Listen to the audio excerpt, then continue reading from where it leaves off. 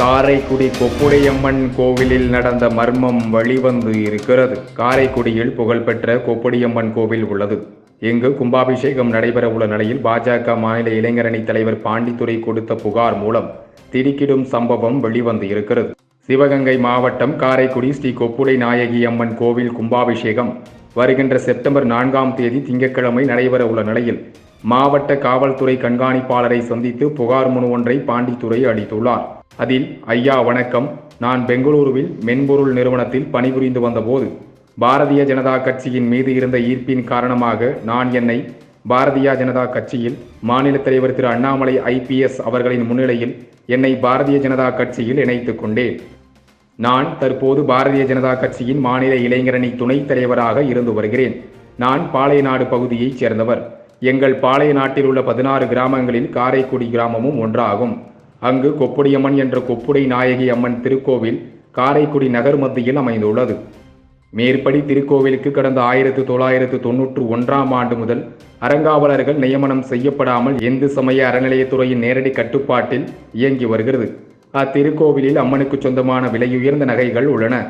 அதில் கடந்த 2009ஆம் ஆண்டில் நகை மதிப்பீடு துணை ஆணையர் அவர்களின் ஆய்வின் போது தங்கம் 189.110 கிராம், வெள்ளி 1,45,992 கிராம், வைரக்கற்கள் 10 சென்ட், வெள்ளை கற்கள் 5, சிவப்புக்கள் 1 காணவில்லை என்றும் துணை ஆணையர் அறிக்கையின்படி இந்து சமய அறநிலையத்துறை ஆணையர் கடந்த 1/6/2015ஆம் ஆண்டு அன்று மேற்படி நகையின் 2009ஆம் ஆண்டின் மதிப்பில் 98 லட்சம் இருக்கும் என்றும் அதனை மீட்க உரிய நடவடிக்கை எடுக்க வேண்டும் என்றும் உத்தரவிட்டுள்ளார்.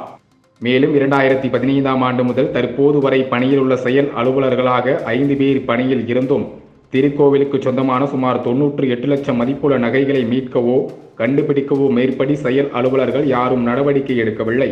ஒரு புகார் மனு கூட அளிக்கவில்லை.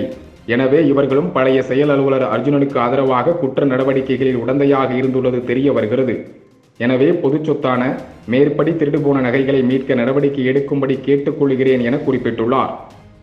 காவல்துறையில் புகழ்பெற்ற கோவிலில் 1 கோடி மதிப்புள்ள தங்க வைரக்கற்கள் என திருட்டு போயிருப்பது ஊர்ஜிதமான நிலையில் இன்று வரை அதன் மீது ஏன் அரசு நடவடிக்கை எடுக்கவில்லை என்ற கேள்வி இப்போது எழுந்து இருக்கிறது. இந்த சம்பவம் இப்போதுதான் பலருக்கும் தெரிய வந்து இருக்கிறது. இது குறித்து பாண்டித்துரை வெளியிட்ட அறிக்கையில், நாம் அனைவரும் நினைவில் கொள்ள வேண்டிய விஷயம், 1991ஆம் ஆண்டு முதல் இன்று வரை அறங்காவலர் நியமனம் செய்யாத காரணத்தினால் அம்மனுக்கு சொந்தமான சுமார் 1 கோடி மதிப்பிலான தங்க ஆபரணங்கள் காணாமல் போயிற்று. இதைத் தொடர்ந்து 2009ஆம் ஆண்டின் மதிப்பீட்டின்படி 2015ஆம் ஆண்டு HR&CE ஆணையர் இதனை விசாரித்து மேற்படி 1 கோடி மதிப்பிலான நகைகள், வைரக்கற்கள் மற்றும் பல வெள்ளி பொருட்கள் காணாமல் போனதை மீட்க வேண்டும் அல்லது அதற்கு இணையான தொகையை 2009இல் பணிபுரிந்த செயல் அலுவலர் அர்ஜுனிடமிருந்து மீட்க வேண்டும் என உத்தரவு போட்டார். ஆனால் அதன் பிறகு பணிபுரிந்த எந்த செயல் அலுவலரும் அம்மனுக்கு சொந்தமான நகையை மீட்க எந்த பணியும் செய்யவில்லை. அம்மன் நகை ஐச்சாவியை வைத்திருந்த பரமக்குடி உதவி ஆணையரும் காரைக்குடி வணிக வரித்துறை அதிகாரியும் இதற்கு பொறுப்பேற்க வேண்டும்.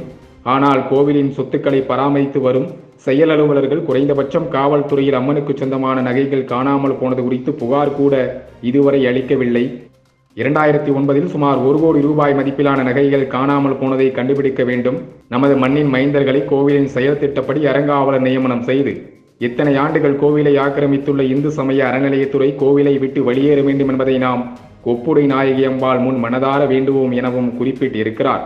கோவில்கள் அரசின் நிர்வாகத்தின் கீழ் இருந்தால்தான் பாதுகாப்பாக இருக்கும் என திராவிட மாடல் ஆட்சியாளர்கள் பேசி வரும் நிலையில் பாஜக பிரமுகர் புகாரில் என்ன நடவடிக்கையை அரசு எடுக்கப் போகிறது என்பதை பொறுத்து இருந்துதான் பார்க்க வேண்டும்.